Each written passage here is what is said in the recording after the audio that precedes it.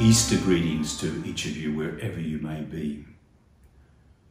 All of us hold on to very important things our parents told us when we were young. And I can remember once my father said to me, Easter is the most important feast of the Christian calendar, and that the ceremonies around the Triduum, Holy Thursday, Good Friday, and Easter Vigil are the centre of the Church's liturgical year.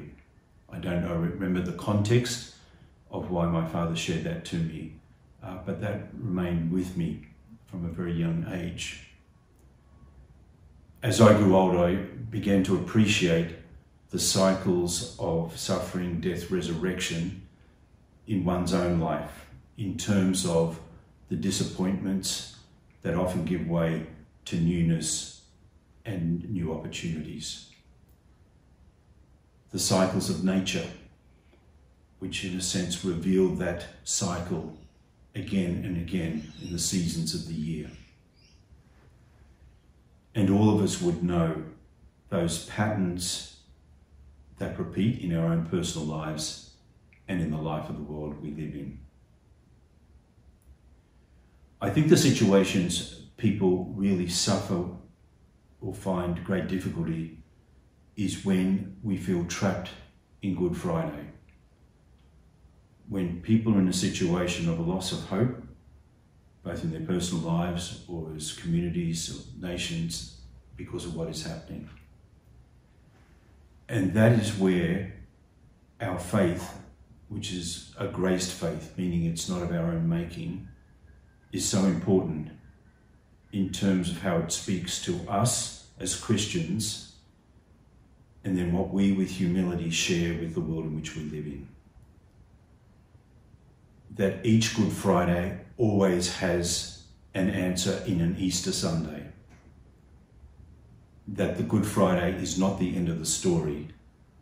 That the resurrection, the grace of life, is always the great response, the great resolution of those times of suffering. And this is so important for us in the disappointments we experience from time to time, but also in the grave situations and crises that the global community finds itself in from time to time, and we can easily think of examples. We are people of hope. We are called to be people of joy. We are called to be people who experience and stand by with one another in our sufferings, but also in those sufferings believe in, speak of, witness to resurrection.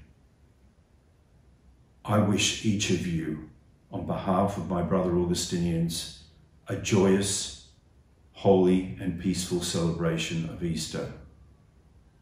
To all of you in the various Augustinian ministries, those of you in Augustinian lay associations, your families, the communities you belong to, may you have a happy Easter.